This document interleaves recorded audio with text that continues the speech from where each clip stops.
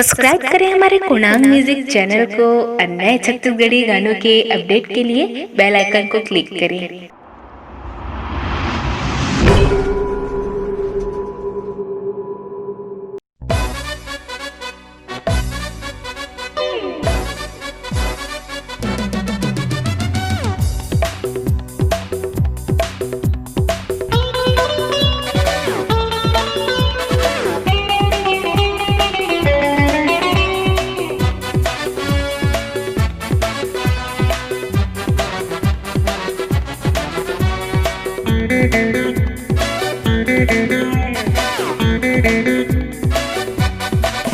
हिरनी रे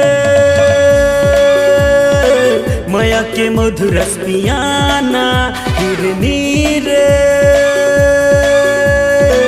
माया के मधुर पियाना, ए गोरी पताला तोरे बताना, तोरे रूप के मैं हूँ दीवाना, ए गोरी पताला तोरे बताना, तोरे रूप के मैं हूँ दीवाना। हिरनी रे पताला तोरे बताना, हिरनी रे माया के मधुर पियाना।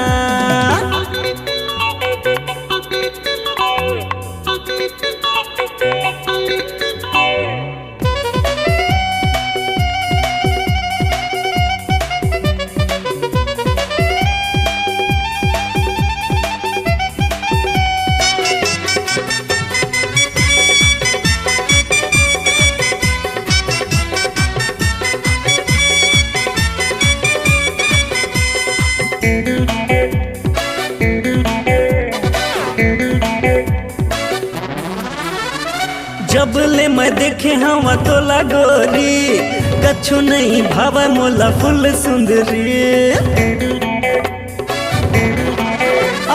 जब ले मैं देखे हवा तोला गोरी, कछु नहीं भावा मोला फुल सुंदरी। तन मोर जरे है आगी बरे है, हो गे रे मोला का तन मोर जरे है आगी बरे है, हो गे रे मोला का। हिरनी रे माया के मधुर पियाना, हिरनी रे माया के मधुर पियाना।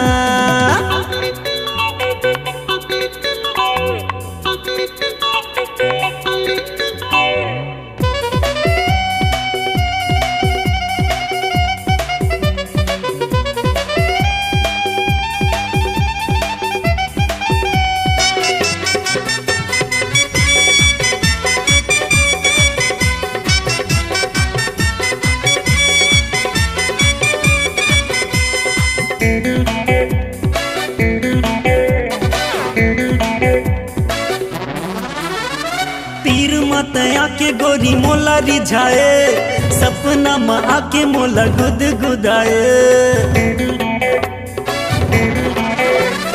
तीर मत आके गोरी मोला रिझाए, सपना में आके मोला गुद गुदाए। झन तरसना मोर तीर में आना, दिल दिल्ला मिला। झन तरसना मोर तीर में आना, दिल दिल्ला मिला। हिरनी रे माया के मधुर पियाना, हिरनी रे माया के मधुर पियाना, ए गोरी पताला तोरे बताना, तोरे रूप के मैं हूँ दीवाना, ए गोरी पताला तोरे बताना, तोरे रूप के मैं हूँ दीवाना। हिरनी रे पताला तोरे बताना, हिरनी रे माया के मधुर पियाना।